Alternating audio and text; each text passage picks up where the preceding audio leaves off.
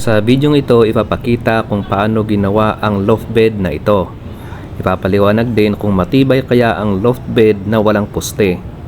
Ipapakita rin kung magkano ang inabot ng loft bed na ito. Ang taas ng loft bed ay 69 inches. Pagkatapos na sinukat ko yung taas ng ating loft bed, ay nilabel ko rin ito gamit ang laser level. Maganda yung level na ito kasi hindi mo na kailangan ng kasama para ma-level mo yung iyong gagawin.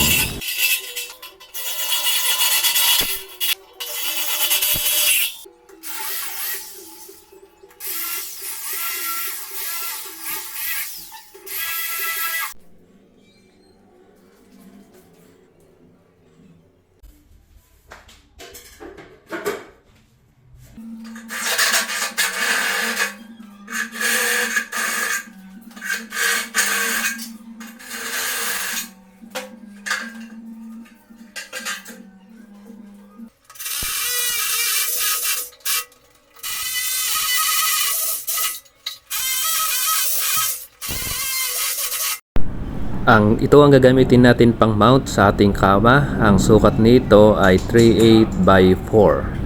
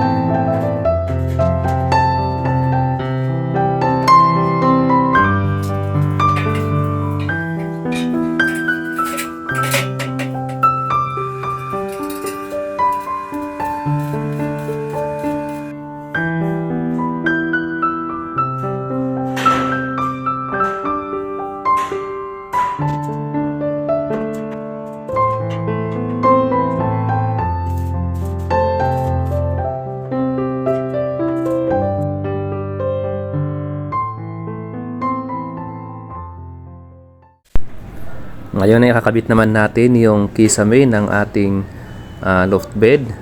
Pag ako ay gumagawa, lagi akong mag-isa. Mas gusto kong gagawang mag-isa. Kaya lagi akong nag-iisip ng paraan kung paano ko i-mount kaya ikabit yung mga ginagawa ko. Kaya sa pakatong ito ay kumuha ako ng bakal na hahawak muna para mailapat yung board sa kisame ng ating loft bed.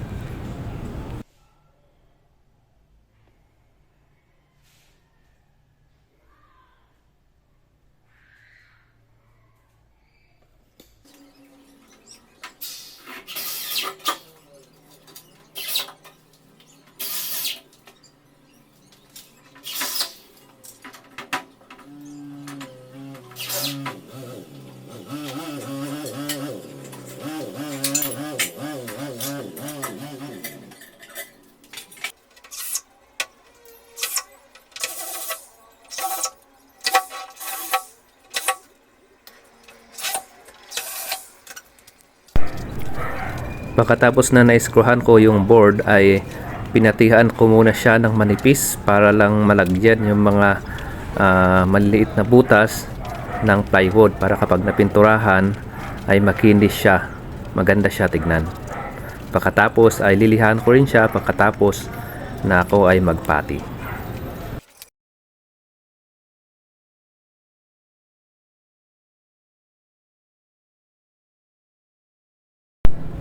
Ngayon ay pipinturahan ko na yung bakal ng epoxy primer. Ang ginamit ko dito na brand ay Gilder. Magandang klase rin ito, yung Gilder na pinturang ito. Pagkatapos ay pipinturahan ko mamaya ng chocolate brown. Bali isang coat na primer yung aking gagawin. Pagkatapos ay pipinturahan ko siya naman ng 2 coat na top coat.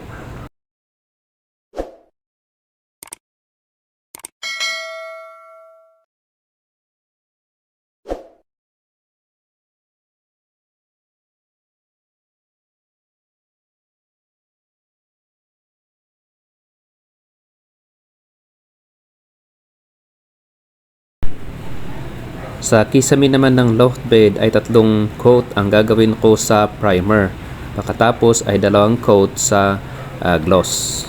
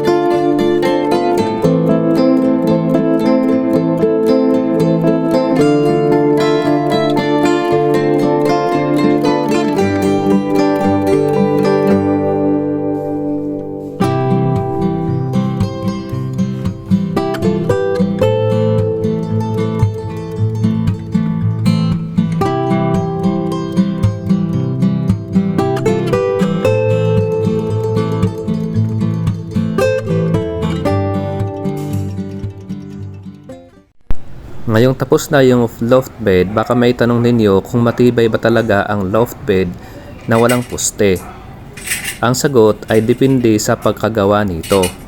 Sa ginawa natin itong side ng loft bed ay gumamit tayo ng 4 na 3/8 by 4 na expansion bolt. Kaya napakatibay na yung loft bed natin kasi malaki yung sukat ng ginamit na bolt. Dito naman sa kabila ay gumamit ako ng 2 3/8 by 2 inch na expansion bolt. Kaya matibay siya. Pagkatapos, iwinilding ko naman dito sa nakakross na bakal. Dito naman sa kabilang dulo ay gumamit ako naman ng 3/8 by 2 na expansion bolt. Tapos dinaragdagan ko pa siya ng 3/8 by 4 na expansion bolt. Pero hindi lang yan. Nung ginawa ko yung harang ng loft bed ay nilagyan ko rin siya ng 1/4 by 4 na expansion bolt. Kaya nakatulong din siya sa tibay ng ating loft bed. Kaya kahit ang loft bed na ito ay walang poste, nakakatsak ako na napakatibay ito. Ito naman yung list ng materials ng ating loft bed. Ilalagay ko yan sa description ng video ito. Ang total cost ng materials ay 9,800. Samantalang yung labor ay 9,000, kaya ang total ay 18,800 yung lahat ng nagasto natin sa loft bed na ito. Kung nagustuhan nyo yung video ito, pwede po kayong mag-subscribe para lagi kayong updated sa bago naming mga video.